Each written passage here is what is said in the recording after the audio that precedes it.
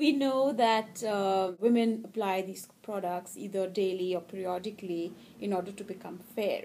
In your monograph, you mentioned that the target group for these products is basically between 15 to 30 years.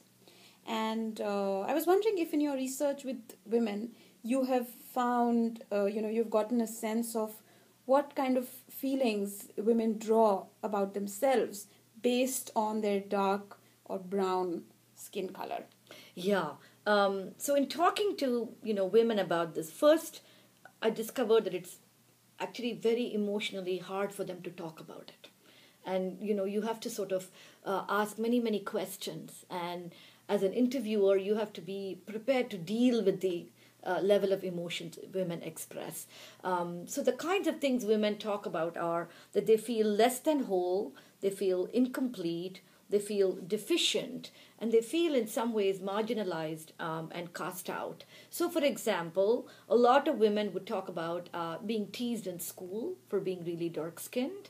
They would talk about, how within the family they were seen as less than others who were light skinned. Many women would talk about rejections in the arranged marriage system, being rejected 3 or 4 times. And, so those were the kinds of issues that women talked about. Of course, it's very different, if a woman is a 30-year-old than, say, from a 15-year-old. For a 30-year-old woman who has achieved some success in life, skin color discrimination could be a much smaller portion of her identity. But you can see how for a really young girl who's going through their sort of transition to adulthood and really developing a sense of who they are, being exposed to this kind of discrimination could have an enduring influence based on who they are, what class they belong to, what other sort of avenues for success that they have.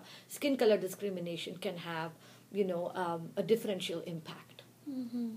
And what is the spectrum, do you think, between how we judge our own self-image? What's the spectrum from being the least damaging to the most damaging? Yeah, so if you were to look at the spectrum, the least damaging would perhaps be available to a young woman who comes from a fairly progressive family where they're able to discount and they're able to teach her how to resist the kinds of messages she gets. And it could be someone who's receives the sort of education within the family, that what you do in terms of how you contribute to society, how you help others, and perhaps what kind of academic success you get, and career success are more important than what you look like. So if someone is able to come from such a background, then their self-esteem may suffer some small damage, but they can overcome it and go on to being quite successful. But on the other hand, it could be very destructive if someone doesn't have those kinds of resources at hand. If they are, within the family, they endure discrimination, right? Where elders and others tell them, you're never going to get married. Who will marry you, right? Or they go to school and they never get picked for dances or other public events. Yes? So by the time they get to an age where, they have to decide what they want to do in life, they could be so damaged that they may think, I will never have success in anything, neither in my personal life nor my professional life. And that could, get to a point where their self-esteem is really damaged. And, perhaps they cannot achieve any measure of happiness. Of course, once they feel that way, they feel it's perfectly legitimate to go and get themselves some fairness products.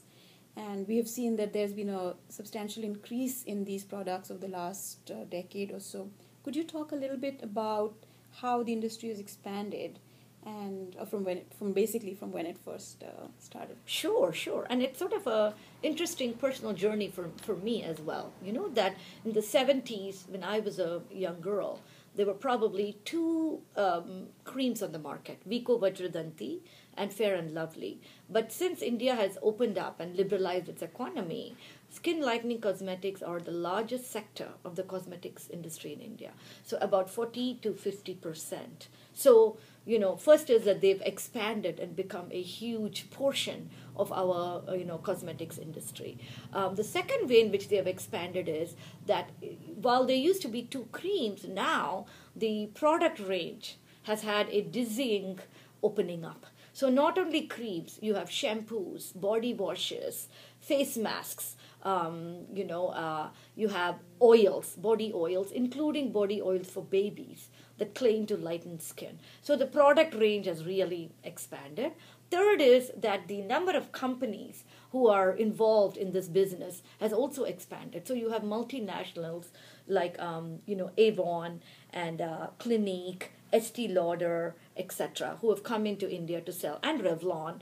But you also have local Indian companies getting into this business, and it's becoming a major portion of their commerce. And so examples of those are companies like Ayur, Dabur Vatika, Himalaya, Samara, etc. And these, they're making fairness creams a priority. So the number of companies involved, global and national, have really increased, And finally, Hindustan Lever, and a company that's been in India for a long time, has also gone global with their product. And so now you have, a company from India selling products that capitalize on skin color discrimination in India, now being exported to other parts of the world, perhaps exacerbating their problems of colorism. So that's something for us as Indians to think about as well.